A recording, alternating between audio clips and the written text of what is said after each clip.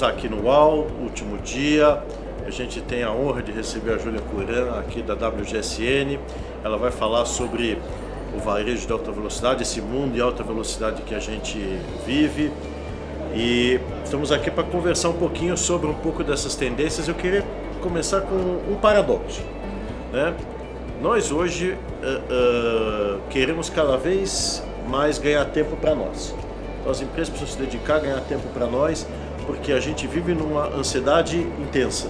Queremos fazer cada vez mais coisas em menos tempo, né? Isso evidentemente foi potencializado pela tecnologia. Agora, por que a gente quer fazer mais coisas em menos tempo, sendo que a gente vai viver mais?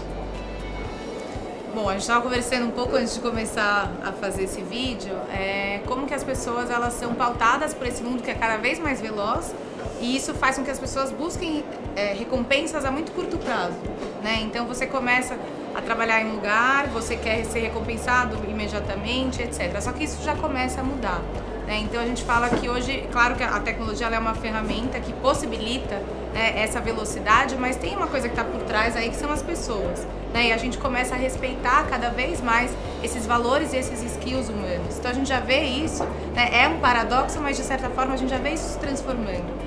Então, grandes empresas hoje, a gente fez recentemente um estudo sobre o futuro do trabalho, inclusive é um estudo aberto, convido vocês a conhecerem futurodotrabalho.co.com, que a gente traz como a gente apresenta os soft skills como os recursos ou as habilidades que vão ser essas habilidades do futuro, né? Então, claro que a gente é pautado por esses resultados imediatos, mas cada vez mais a gente vai valorizar, empresas grandes a gente está falando, vão valorizar os skills humanos, né? Então é você ter sensibilidade, né? Você ter capacidade de priorização, por exemplo, né? Então são habilidades que não vão ser substituídas por máquinas, né? Que exigem mais tempo. Então, respondendo a sua pergunta, a gente vai ter que ter mais paciência para esperar as coisas acontecerem, esperar a gente ter retorno.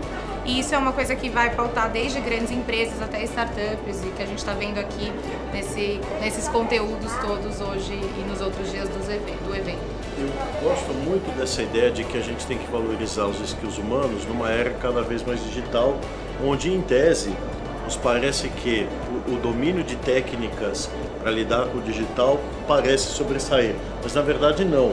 Parece um influxo, um voltar para dentro para que a gente possa se redescobrir como humano, para justamente poder encontrar o nosso papel numa sociedade digital. É isso mesmo? É isso mesmo.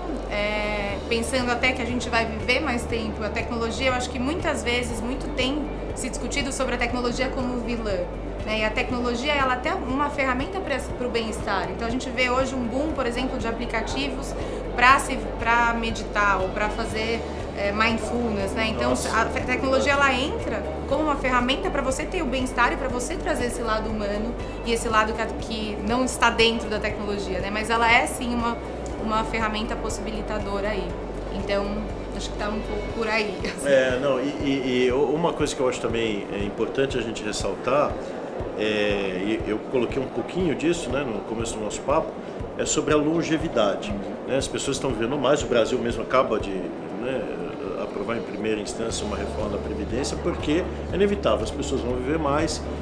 E eu acho que tem dois pontos interessantes aqui, gostaria que você comentasse. Nós, de maneira geral, vivemos melhor hoje do que vivíamos há 50 anos e há 100 anos. Se você pensar, seria possível imaginar isto aqui, este nosso ambiente, há 100 anos? Creio que não. Ao mesmo tempo, nós queremos viver cada vez mais com melhor qualidade de vida. O que significa qualidade de vida nessa sociedade digital? Hoje a gente tem falado muito já sobre a qualidade de vida como um bem-estar holístico, né? Então não me basta mais estar bem no trabalho somente ou me alimentar bem, eu quero estar bem mentalmente, né? Eu quero estar bem espiritualmente, eu quero estar bem com o meu corpo, sim, me alimentando e me exercitando bem. Então a gente vê cada vez mais iniciativas, principalmente ao redor do mundo, né? Eu acho que ainda não tanto no Brasil, mas voltadas para esse público mais velho, que muitas vezes está sendo deixado de lado, porque hoje só se fala, né, nas gerações mais novas, nos millennials que nem tão mais novos assim, né, eles já estão fazendo seus 40 anos, na geração Z, que são muito importantes, mas de alguma forma a gente acaba esquecendo essa turma mais velha, inclusive, que é quem tem o poder aquisitivo, né? Então a gente vê iniciativas, a gente vai falar um pouco hoje desse conteúdo, mas iniciativas voltadas para essa população que está envelhecendo cada vez mais, né? O Japão, por exemplo, é um dos países com a maior porcentagem de pessoas mais velhas no mundo, né? Então, acho que, se eu não me engano, hoje 1/3 da população já tem mais de 65 anos. Então, a gente vê iniciativas, por exemplo, shoppings que estão sendo lançados para pessoas bem mais velhas. Né? E o que eles oferecem? Eles abrem mais cedo, eles abrem às 7 da manhã, porque eles identificaram que isso é uma necessidade desse público, né? Eles acordam mais cedo, querem sair mais cedo de casa. Dormem mais cedo. Dormem mais cedo. Então tem atividades esportivas, atividades lúdicas para essas pessoas mais velhas. De muita interação. Porque isso já foi provado como isso contribui também para o nosso cérebro e para a gente manter nossas habilidades, né, de pensamento e cognitivas. Exatamente. Então, aplicativos de paquera dentro desses shoppings. Então, são novos jeitos de olhar para essa população cada vez mais velha. E isso é uma tendência também, né? Então, claro que existe uma preocupação muito latente para o público mais jovem, mas nunca podemos esquecer das pessoas que têm esse poder de compra, esse poder aquisitivo, que são as pessoas mais velhas, né? Então, 60 a mais, a gente está falando aí até... pensando que a gente vai viver muito mais, né? Até seus 100 anos, por exemplo. Os nossos filhos viverão 100 anos, eu acho bastante provável que isso aconteça. Você citou a expressão uma vida mais holística, e eu sou plenamente partidário dessa tese, porque isso significa que devemos ter um olhar mais atento para os extremos.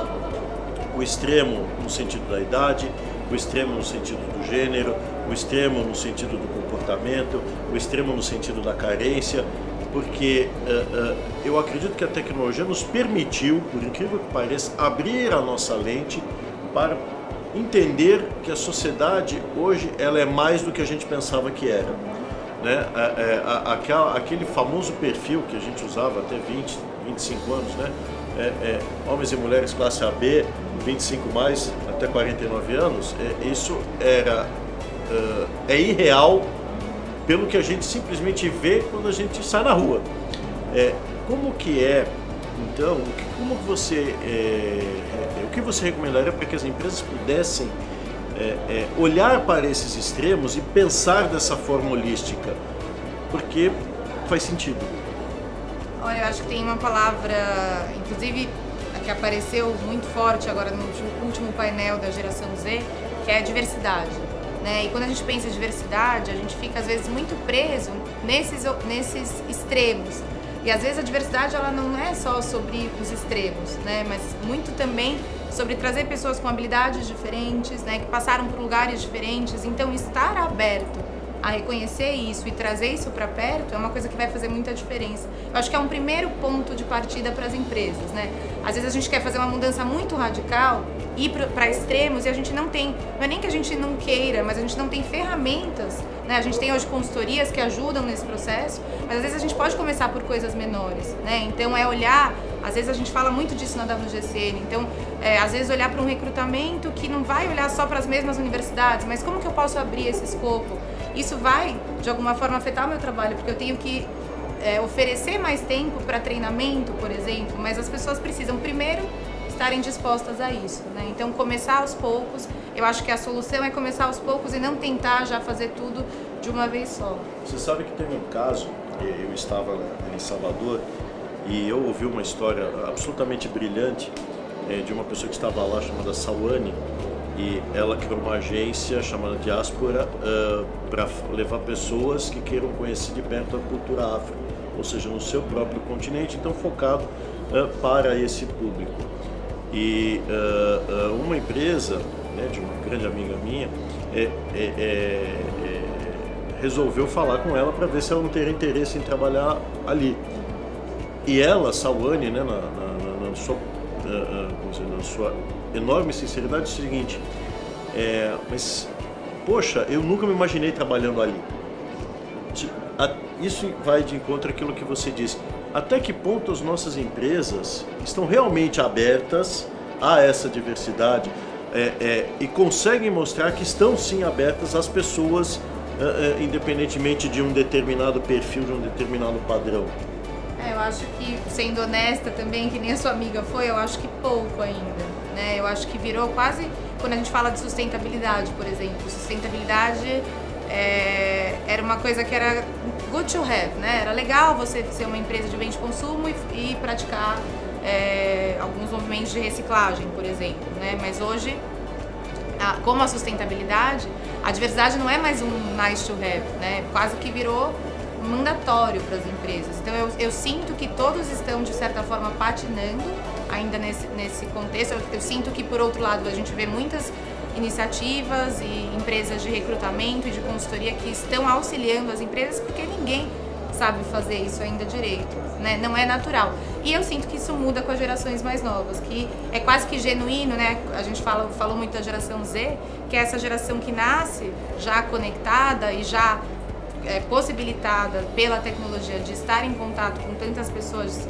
diferentes delas próprias, que isso vai ser cada vez mais natural, né? Eu acho que ainda não é natural para as gerações mais velhas, mas eu acho que isso se torna para essa geração que foi possibilitada por tecnologias e por estar conectada com muito mais coisa ao mesmo tempo e muito mais diversidade ao mesmo tempo.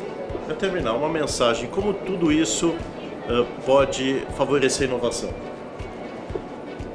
A inovação, eu gosto de definir inovação como, às vezes muita gente fala isso, na verdade, né? Mas eu gosto dessa definição de pensar a inovação como fazer coisas, às vezes fazer as mesmas coisas, pensar em chegar em resultados que você imaginaria que fossem iguais, mas o processo pode ser diferente, né? Então o processo pode ser diferente, trazendo a diversidade, trazendo pessoas mais novas, trazendo pessoas e conhecimentos e expertises e históricos que nunca foram pensados, mas para chegar numa solução, e tenho certeza que essa solução vai vir de um jeito diferente, né? Então inovação para mim é estar aberto a estar em contato com essas pessoas diferentes, estar em contato com o que é diferente de você. Para mim a inovação vem daí. Muito bom, Júlia, obrigado. Espero que o seu painel seja um sucesso, certamente será. Obrigado por participar do UOL e obrigado a todos vocês. Obrigada, gente. Tchau, tchau.